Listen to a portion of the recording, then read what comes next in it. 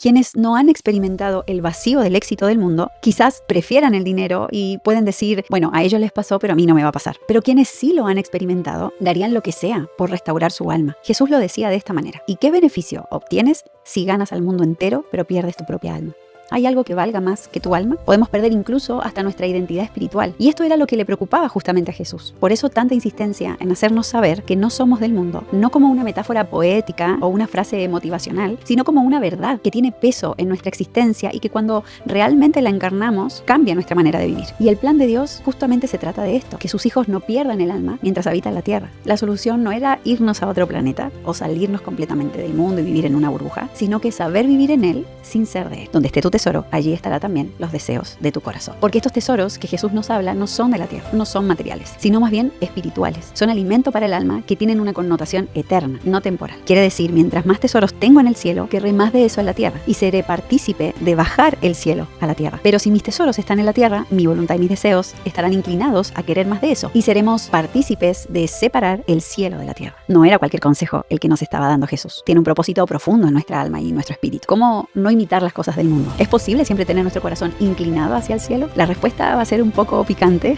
porque no todos nos gusta escucharlo. Abandonar mi manera de vivir, tomar mi cruz y perder mi vida. Es un montón. O a veces también decimos, seguro que esta es la parte de la Biblia que está manipulada. No sé ustedes, pero yo prefiero su plan. Tomo su gracia, que para eso está. Porque sin este fundamento sólido en nuestro corazón del Espíritu Santo, seremos fácilmente arrastrados por la corriente y el bullicio. No solo de afuera, sino que también de nuestra mente. A dejar de mirar al mundo y sus problemas y tus problemas, invita a Jesús a cada cosa que haces, a cada decisión que quieras tomar. Y ten por seguro que recibirás respuestas. Pero nosotros no somos víctimas del mundo si no lo permitimos, si permanecemos en Dios, confiados en Él, si nos dejamos guiar por el Espíritu Santo. De esta manera vamos a desarrollar un carácter firme, donde podremos relajarnos y disfrutar de la vida porque sabemos quién está a cargo, quién tiene el control.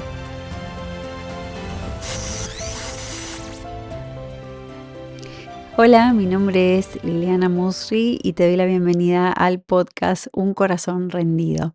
Este es el cuarto episodio y hoy te voy a estar compartiendo sobre el llamado que nos hace Jesús a no amar las cosas de este mundo para mantenernos en el camino de la verdad. Todos, de alguna u otra manera, estamos distraídos en el mundo y cuando Jesús nos dice que no amen o no amemos las cosas de este mundo, no se refiere a ese amor vincular o fraternal, sino que a que no seamos fanáticos de algo o de alguien como una especie de pasión descontrolada que no podemos dejar de hacer. Y también esto incluye por las cosas que nosotros nos preocupamos de más, en exceso, cuando nos afanamos por nuestras metas y nuestros objetivos.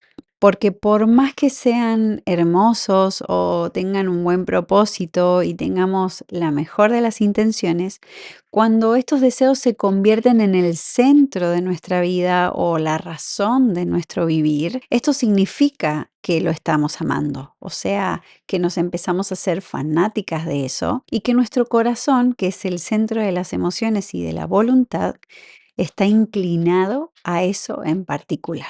¿Estoy diciendo con esto que está mal tener metas o sueños por los cuales luchar? No, por supuesto que no. Pero que si eso te roba la paz, nos quita salud, nos quita relaciones o incluso nos haga desplazar a Dios porque todo depende de mí y de lo que hago, bueno, sí, eso no está tan bueno y tiene su costo. Un típico ejemplo es cuando una persona se afana tanto por su trabajo y por prosperar en lo económico que descuida a su relación de pareja o con sus hijos, terminando con dinero o estatus quizás, pero solo, sin nadie con quien poder compartir ese éxito. Y esto ya es sabido, no te estoy contando absolutamente nada nuevo, porque hay miles de testimonios sobre esto. Quienes no han experimentado el vacío del éxito del mundo, quizás prefieran el dinero y pueden decir, bueno, a ellos les pasó, pero a mí no me va a pasar. Pero quienes sí lo han experimentado, darían lo que sea por restaurar su alma. Se ve muy gráfico en las personas famosas, por ejemplo, que cuando alcanzan la cima es justo ahí donde tocan fondo. Y es paradójico, pero así funciona. Jesús lo decía de esta manera. En Mateo 16:26 dice, ¿y qué beneficio obtienes si ganas al mundo entero, pero pierdes tu propia alma? ¿Hay algo que valga más que tu alma? Porque cuando negociamos pedacitos de nuestra alma a cambio de un pedacito del reconocimiento del mundo, ahí es donde comienza la distorsión. Primero es de manera sutil, casi imperceptible, hasta que ya no lo es tanto. Podemos perder incluso hasta nuestra identidad espiritual. Y esto era lo que le preocupaba justamente a Jesús. A eso vino, a restaurar la identidad de los hijos de Dios. Por eso tanta insistencia en hacernos saber que no somos del mundo, no como una metáfora poética o una frase motivacional, sino como una verdad que tiene peso en nuestra existencia y que cuando realmente la encarnamos, cambia nuestra manera de vivir. Cuando quise buscar cuál era el versículo que Jesús dice no son de este mundo, me encuentro con la sorpresa de que hay muchos. Por ejemplo, en el Evangelio de Juan, en el capítulo 17, versículo 14, dice, les he dado tu palabra y el mundo los odia, porque ellos no pertenecen al mundo, así como yo tampoco pertenezco al mundo. Este era Jesús orándole al Padre. Unos versículos más adelante dice, al igual que yo, ellos no pertenecen a este mundo. Seguía insistiendo en lo mismo. En el mismo Evangelio de Juan, pero en el capítulo 18, dice, mi reino no es un reino terrenal. Más adelante dice, mi reino no es de este mundo. En Romanos 12:2, que es la base de donde saqué y me inspiré en este episodio, Pablo nos dice, no imiten las conductas ni las costumbres de este mundo. Más bien dejen que Dios los transforme en personas nuevas al cambiarles la manera de pensar. En Filipenses 3:20 también Pablo nos dice, nosotros somos ciudadanos del cielo. Colosenses 3:2, piensen en las cosas del cielo, no en las de la tierra. Y Santiago, acá se pone heavy Santiago, dice, ¿no se dan cuenta de que la amistad con el mundo los convierte en enemigos de Dios?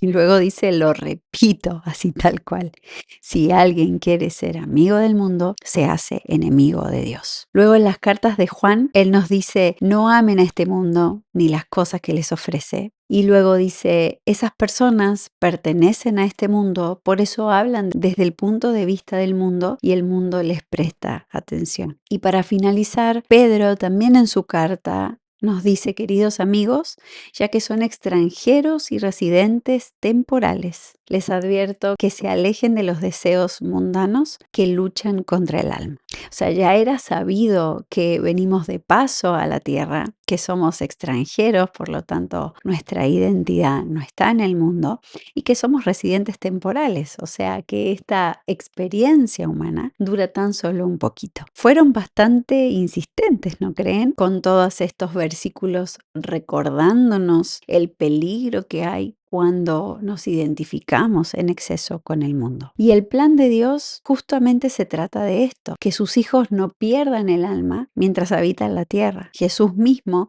orando a su Padre, antes de ir a la cruz, le dice, no te pido que los saques del mundo, sino que los protejas del mal. Como ven, la solución no era irnos a otro planeta o salirnos completamente del mundo y vivir en una burbuja, sino que saber vivir en él sin ser de él. Y qué mejor bajo la protección del mismo Dios. Porque como vimos antes, retomando un poquito lo que hemos estado hablando desde el principio, no se trata de no tener una pasión o un deseo, sino dónde está puesto ese deseo y quién mueve ese deseo. En otra ocasión, también en el Evangelio de Mateo, Jesús nos dice, no almacenen tesoros aquí en la tierra, donde las polillas se los comen y el óxido los destruye, y donde los ladrones entran y roban. Almacena tus tesoros en el cielo, donde las polillas y el óxido no pueden destruir y los ladrones no entran a robar. Donde esté tu tesoro, allí estará también los deseos de tu corazón. Si te fijas y pusiste atención, no dice no tengas tesoro, dice no almacenes, no acumules. Y a su vez tampoco el tema estaba en el almacenar, sino en dónde almaceno. Cuando dice almacena tus tesoros en el cielo. O sea, podemos tener tesoros tesoros, podemos almacenarlos, pero la invitación que nos hace Jesús es ¿dónde haremos esto?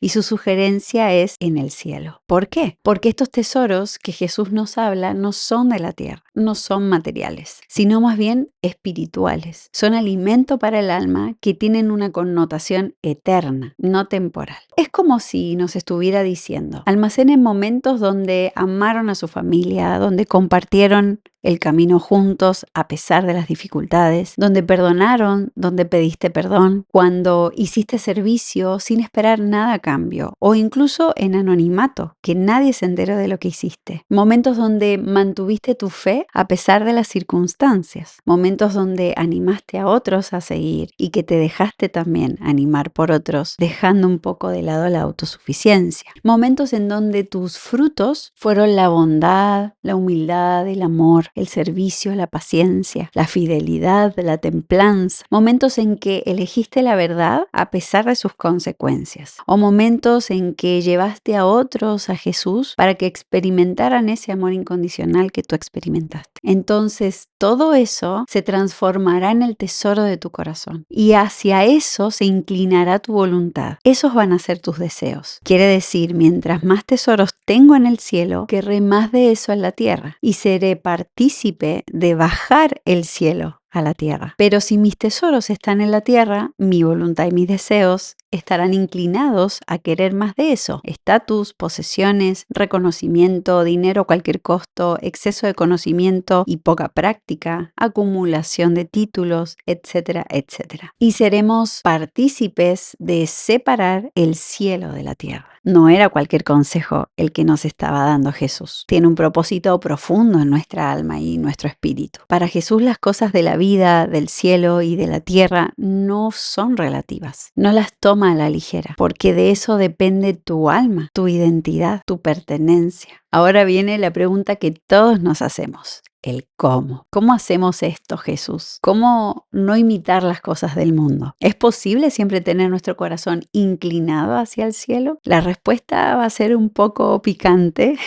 porque no todos nos gusta escucharlo. Primero, decirte que una parte de la respuesta sería que por nuestras propias fuerzas no podríamos del todo, como estuvimos hablando en los episodios anteriores. Y segundo, lo podríamos lograr siguiendo a Jesús, imitando su forma de vivir y de estar en el mundo, ya que fue Él mismo el que venció al mundo y a la muerte. ¿Qué mejor que seguirlo a Él? Ahora, unos versículos antes de que Jesús diga, ¿qué beneficio tiene ganar el mundo si pierdes el alma? ¿Te acuerdas que lo leímos? Bueno, un poquito antes Jesús dice, si alguno quiere ser mi seguidor, tiene que abandonar su propia manera de vivir, tomar su cruz y seguirme. Si tratas de aferrarte a la vida, la perderás, pero si entregas tu vida por mi causa, la salvarás. Fuerte, ¿no? Abandonar mi manera de vivir, tomar mi cruz y perder mi vida. Es un montón. Esta es la parte en que recortamos el mensaje de Jesús y nos quedamos solo con lo que se acomoda a nuestra vida o nuestras expectativas y lo demás lo rechazamos. O a veces decimos frases como, sí, yo quiero seguir a Jesús, pero lo voy a hacer a mi manera. O mejor, voy a seguir a otro maestro, a otra disciplina que no me exija tanto. O a veces también decimos, seguro que esta es la parte de la Biblia que está manipulada. Siempre vamos a tener una excusa para evitar lo que no queremos escuchar. Pero antes de meterme aquí, quiero continuar con otro versículo que nos indica también el cómo. En la primera carta de Juan nos da una enseñanza súper clara sobre cómo deberíamos vivir en el mundo sin ser del mundo. En primera de Juan 2, del versículo 15 al 17, nos dice, no améis al mundo ni a las cosas que están en el mundo. Si alguno ama al mundo, el amor del Padre no está en él. Porque todo lo que hay en el mundo, los deseos de la carne, los deseos de los ojos y la vanagloria de la vida, en otra traducción dice, el intenso deseo por el placer físico, el deseo insaciable por todo lo que vemos y el orgullo de nuestros logros y posesiones, no proviene de Dios, sino del mundo. Y el mundo pasa junto con sus deseos, pero el que hace la voluntad de Dios permanece para siempre. Esto nos recuerda que debemos ser cuidadosos en cómo vivimos en el mundo y no dejar que sus valores y sus deseos nos dominen. Voy a profundizar más en cada uno de estos aspectos. Por ejemplo, las pasiones de la carne o el intenso deseo por el placer físico se refieren a deseos y apetitos naturales que todos tenemos, pero que pueden llevarnos al extremo de perder incluso nuestra alma y nuestro dominio propio si no se controlan a tiempo. Por ejemplo, la lujuria, la glotonería, ¿no? Lo que conocemos como comer en exceso comida y bebida o sustancias, la ira y la violencia, la pereza y la falta de motivación. En el caso de las pasiones de los ojos o el deseo insaciable por todo lo que vemos, se refiere a la atracción y al deseo por las cosas materiales, visibles. Por ejemplo, la codicia y el amor al dinero, la envidia y el deseo de poseer lo que otros tienen, la fascinación por la tecnología y las redes sociales, la obsesión por la apariencia y la vanidad. Y en el caso de la arrogancia de la vida o el orgullo de nuestros logros y posesiones, se refiere a la actitud de superioridad y orgullo que puede llevarnos a creer que somos autosuficientes y que no necesitamos de Dios. Por ejemplo, el orgullo y la soberbia, la ambición y el deseo de poder y reconocimiento, la autosuficiencia y la falta de humildad y la falta de gratitud hacia Dios y hacia los demás. Cada uno de nosotros tiene sus luchas y sus debilidades, y al reconocerlas podemos admitir y comenzar a trabajar en nuestra santificación y vivir una vida más conforme a la voluntad de Dios. ¿Y cuál es la voluntad de Dios? La voluntad de Dios es que no amemos estas cosas que carecen de alimento espiritual y que lo comencemos a mirar a Él. De manera práctica, para reconocer todas estas cuestiones, podemos empezar por examinar nuestras propias vidas y nuestros corazones y preguntarnos, por ejemplo, ¿qué me hace sentir bien y que me da placer, pero que a la misma vez me hace sentir culpable e incómodo? ¿Qué cosas me distraen de mi relación con Dios y me llevan a enfocarme en mí mismo o en las cosas del mundo? ¿Qué patrones de pensamiento o comportamiento me han llevado a pecar o alejarme de Dios en el pasado? También podemos buscar ayuda en el Espíritu Santo y pedirle que nos revele áreas de nuestra vida que necesitan ser transformadas. En el Salmo 139, en el versículo 23 y 24, David lo expresa de esta manera: examíname, oh Dios, y conoce mi corazón. Pruébame y conoce mis pensamientos y ve si hay en mí algún camino de perversidad y guíame por el camino eterno. Orar y clamar en total humildad que nuestro corazón puede estar equivocado, que podemos estar inclinado a cosas del mundo y que solo Dios puede examinar nuestro corazón, puede conocer a profundidad nuestras intenciones para poder corregirlas. No puedo sanar algo que no veo y que no conozco o de lo cual no estoy siendo consciente. Una vez que hemos reconocido las áreas que necesitan ser transformadas, podemos empezar a trabajar y superarlas. Algunos pasos que podemos tomar incluyen confesar y arrepentirnos de nuestros pecados y pedir perdón a Dios y a los demás. Volvemos a estas palabras incómodas que he estado destacando en algunos de los episodios. Confesar, arrepentimiento, pecados. Pero quiero contarte un poquito más amplio y más profundo. Confesar tiene que ver con soltar una carga. Cuando llevamos todo nosotros solas y en secreto, el problema se hace cada vez más grande. Pero cuando lo hablamos, lo confesamos, podemos soltar la presión contra nosotras mismas y el castigo que eso conlleva. Solas no podemos, y confesar directo a Dios es un paso. Y es importante, pero hablarlo con otro ser humano también es igual de importante. Nos hace sentir parte, protegidos, cuidados, escuchados, no juzgados, porque por lo general cuando hablamos nos empezamos a dar cuenta que muchas personas están o han estado en la misma situación que nosotras, y eso nos da alivio. La confesión no es para que otro me solucione el tema, tampoco es para tirarle el bardo al otro, sino que es para aprender a vivir vivir en vulnerabilidad, en comunidad, como una unidad en Dios. Esto se hace posible cuando buscamos ayuda y apoyo en otros, en amigos, en familiares, quizás en algún líder espiritual o en algún terapeuta. Estudiar y meditar la palabra también hace muy bien para que podamos conocer mejor la voluntad y el carácter de Dios. Eso nos ayuda a distinguir las voces que están dentro nuestro a cómo habla verdaderamente Dios, y eso lo encontramos leyendo su palabra. Y practicar la oración y el ayuno para que podamos buscar la guía y el poder del Espíritu Santo. Entonces, después de todo lo que ejemplifiqué recién, se hace más claro que Jesús diga: abandonen su forma de vivir, pierde tu vida, que yo te voy a dar la mía. No sé ustedes, pero aunque no es un trato justo para él, no es para nada equitativo, ya que Jesús fue y es puro y santo y nosotros estamos en proceso de santificación. Yo prefiero su plan, tomo su gracia, que para eso está. Es nuestra forma de honrar de alguna manera su sacrificio. Y no solo por eso, además trae mucha dicha seguir su camino. Nos da un sustento y seguridad en el corazón que nunca antes yo al menos había experimentado. Esta es la forma de mantenernos en la verdad, porque sin este fundamento sólido en nuestro corazón del Espíritu Santo, seremos fácilmente arrastrados por la corriente y el bullicio, no solo de afuera, sino que también de nuestra mente. En la tercera carta de Juan, él nos dice: no tengo mayor gozo que este, el oír que mis hijos andan en la verdad.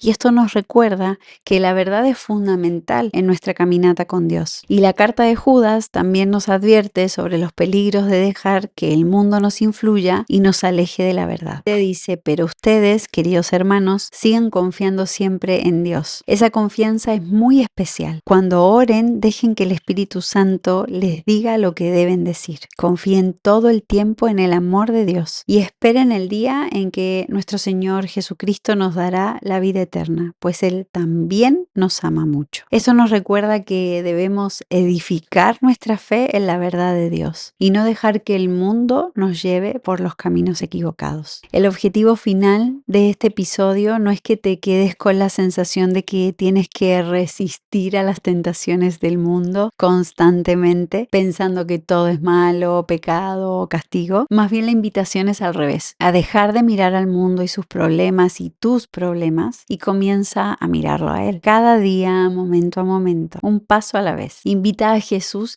a cada cosa que haces, a cada decisión que quieras tomar, y ten por seguro que recibirás respuestas. Tampoco tengas miedo de equivocarte o de elegir mal o a no poder. Siempre vuelve a Él, quien endereza tus caminos y tomará para bien con enseñanzas todo lo que te sucede. Acá estoy exponiendo simplemente cómo el mundo inevitablemente tiende a la corrupción y a corrompernos, pero nosotros no somos víctimas del mundo si no lo permitimos, si permanecemos en Dios, confiados en Él, si nos dejamos guiar por el Espíritu Santo. De esta manera vamos a desarrollar un carácter firme, donde podremos relajarnos y disfrutar de la vida porque sabemos quién está a cargo, quién tiene el control. Para cerrar, si aún tienes dudas de cómo empezar, te quiero invitar a comenzar así. Cierra tus ojos por un momento y dispón tu corazón hacia Dios y dile: Jesús, en este día te necesito. Examina mi corazón y muéstrame las cosas que puse en el centro. Quítalas, ordénalas, sánalas. Hoy vuelvo a ti, que tú seas mi centro, Señor. Gracias por tu vida, Jesús, por tu ejemplo, por el camino que trazaste. Hoy puedo seguirlo para no perder mi alma en el intento de vivir plena en esta tierra. En tu nombre oramos. Amén. Espero hayas disfrutado este episodio. Recuerda darle me gusta, suscribirte y compartir si sientes que este mensaje le puede llegar a alguien más. Y también sabes que me encanta, leo y comento todos los comentarios que me dejan para saber qué fue lo que dijo a tu corazón el Espíritu Santo cuando escuchaste este mensaje. Te mando un abrazo. Hasta el próximo video.